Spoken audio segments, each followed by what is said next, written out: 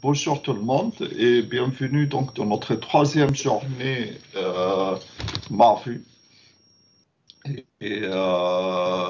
dans le cadre de la journée de la filière NoSphinx.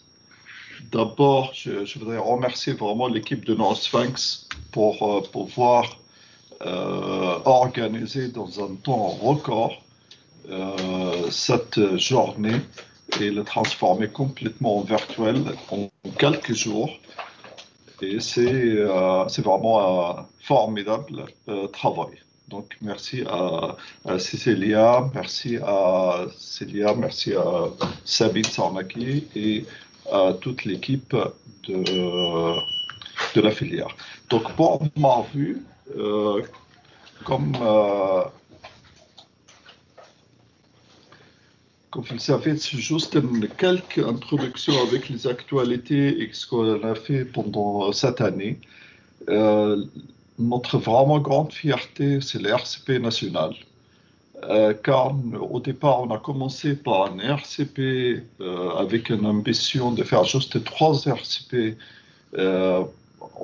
pendant un an, mais avec la demande très importante de présentation et une participation importante qui est en moyenne maintenant entre 20 et 30 connexions sur tout le territoire en France et également outre-mer et à Luxembourg et nos collègues également francophones. Nous sommes actuellement à 12 RCP par an et les basés à l'hôpital Robert Debré, tout est par visioconférence.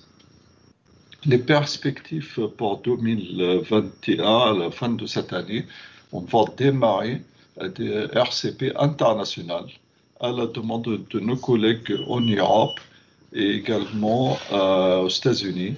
Et ce sera en langue anglaise 3 fois par an.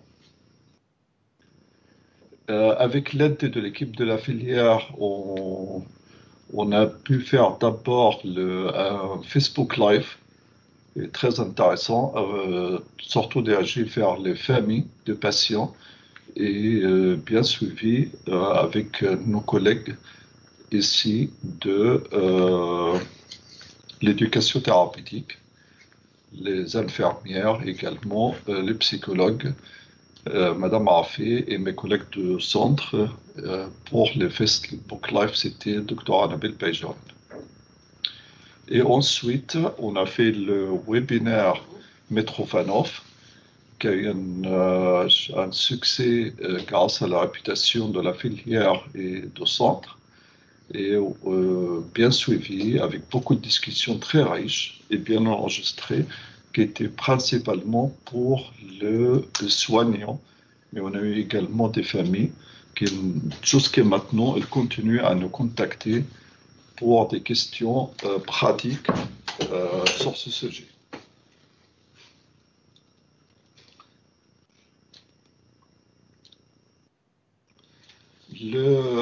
Notre rapport avec le RN urogène, donc il avance.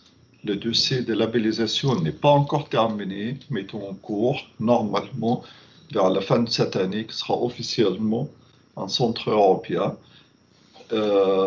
Et la première manifestation qui était organisée par le professeur Yves Laurier à Necker et pour l'extrophie, que ce sera un webinaire européen sur l'extrophie vésicale que je vous invite tous à suivre le 13 avril à 18h.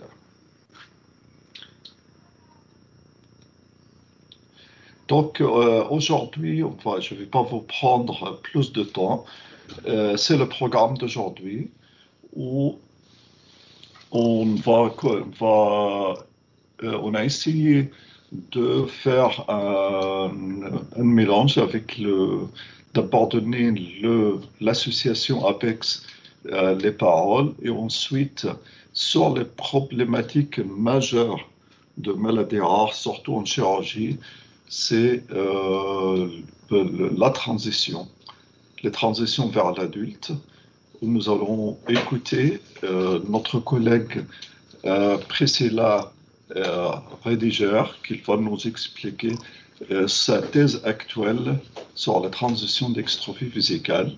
Et ensuite, c'est le groupe de Lyon, encore sur les transitions d'extrophie vésicale. Et après, il y a l'assistante sociale de Marvu, Madame Bérangère Desprez, qui va nous parler de le rôle indispensable social pour le suivi de ces enfants de maladies rares. Et ensuite, nous allons parler de projet d'un cohorte national de l'ETIAS par Dr Païjawen. Et après, il y a une présentation de l'appel à projet de Neurosphinx 2020 qui a été obtenu par Mathieu Peslon. Il vous parlera sur la génétique de syndrome de Prune-Belly. Et Luc Harper de Bordeaux, il va nous parler également de l'actualité sur le PHRC de valvulaire postérieur. Nous allons laisser le temps à la fin pour la discussion. J'espère vraiment qu'il y aura beaucoup de discussions et de questions, car notre but principal en 2021 et début 2022 également, c'est de faire impliquer le centre de compétences de plus en plus dans l'activité de Marvu. Et on le voit très très bien de l'RCP qu'il y a un intérêt majeur de participation de centre de compétences. Il y a toujours les sites web. Vous êtes les bienvenus sur ce site web et je vous demande vraiment de nous envoyer toutes vos questions là-dessus. Pour la PNDS 2019, il y avait un énorme retard en la zone de Covid, bien sûr, et actuellement, notre date limite, ce sera vers novembre 2021, avec une participation nationale de ce protocole très important sur le valve biliaire postérieur. Il y a plusieurs coordinateurs de centres de compétences qui ont changé et la labellisation est en cours. Et pour 2022, comme vous avez entendu plusieurs fois pendant la journée de la filière, il y aura l'appel d'offres de labellisation à partir de 2022.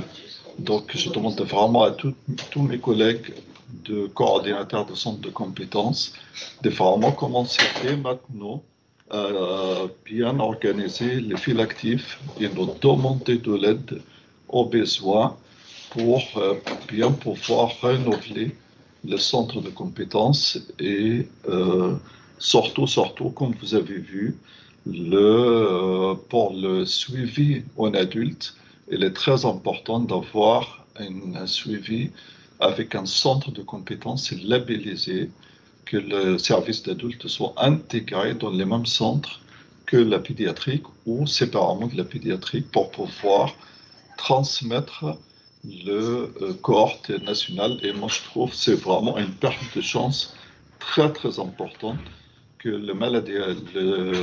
les enfants avec des maladies rares, ils sont totalement perdus après l'adolescence et qu'on ne peut plus les enregistrer dans le BMA.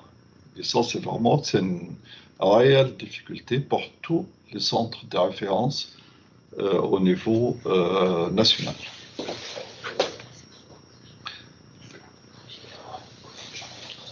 Donc, je laisse les paroles à Madame Quin, qui va nous parler de le retour de 2020 sur le projet de l'APEX. Et je la remercie chaleureusement de vouloir participer avec nous dans cette journée.